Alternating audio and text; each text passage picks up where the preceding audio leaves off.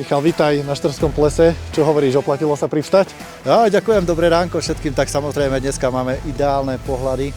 Myslím, že Štrbské pleso nesklamalo. Čo ideš si zatrénovať dneska? A samozrejme, dneska máme úžasný tréning, pretože zjazdovka je top pripravená. Vidíte ten Manchester, takže za mňa dneska budú vysoké rýchlosti. Tak, a vy sa poďte pozrieť na to s nami, ako vyzerá Michalov tréning.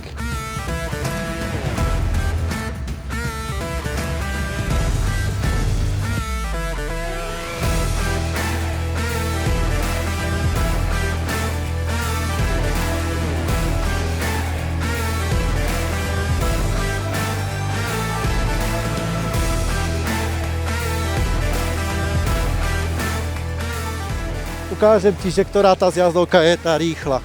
No ktorá? Solisko či furkota? Za mňa jednoznačne Solisková, pretože má úplne ideálny dojazd v rámci môjho tréningu a na furkotke je zjazdovka úžasná zase na ten obrovský slalom. Super, tak poďme ich vyskúšať. Jazda. Poďte, že vám ukážem bližšie túto Soliskovú zjazdovku, lebo ona je úžasná v rámci jazdenia.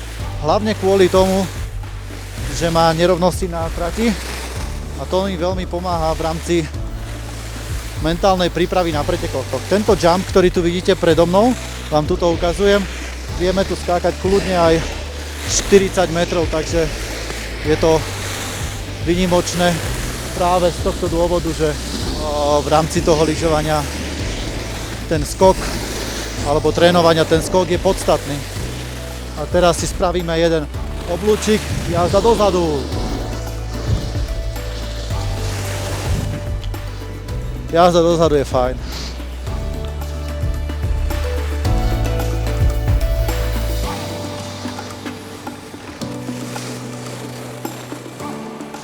Štrbské pleso je pre mňa akože, dá sa povedať, že druhé tréningové centrum v rámci mojej prípravy na svetové rekordy. Takže pokiaľ nie je možnosť trénovať v Tatranskej Lomnici, tak jazdím samozrejme na Štrbskom plese.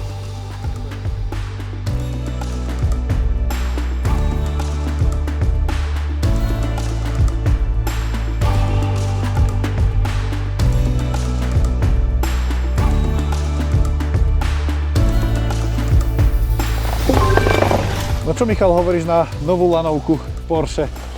No, za mňa úprimne som veľmi milo prekvapený, pretože v takomto luxuse som sa ešte asi nikdy neviezol, lebo je to pohodlné, je to vyhrievané, je to teplé a v nádhernom prostredí. Michal, pomáha ti nejak GoPass pri tvojich tréningoch?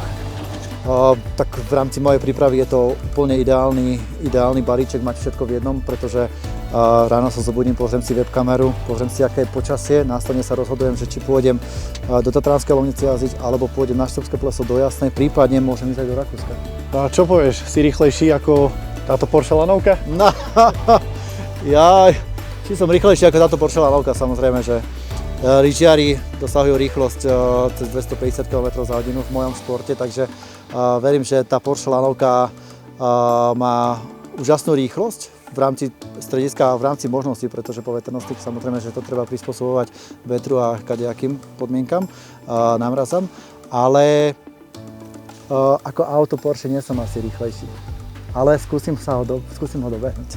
A aký je tvoj rekord? Môj rekord osobný je 248,50 km/h, čo je 7. miesto na svete. Pekne. A chceš to prekonať?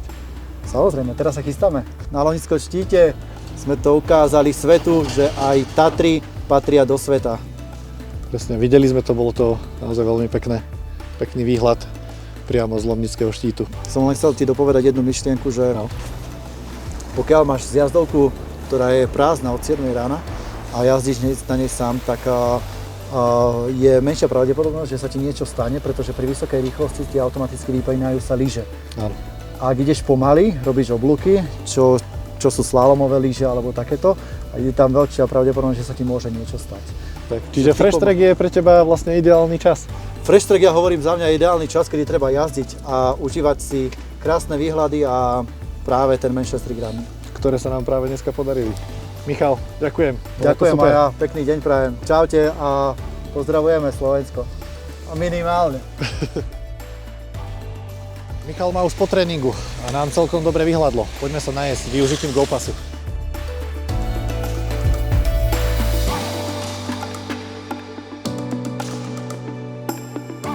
Obed v hoteli Fis bol vynikajúci. A čo s nazbieraným Govixom?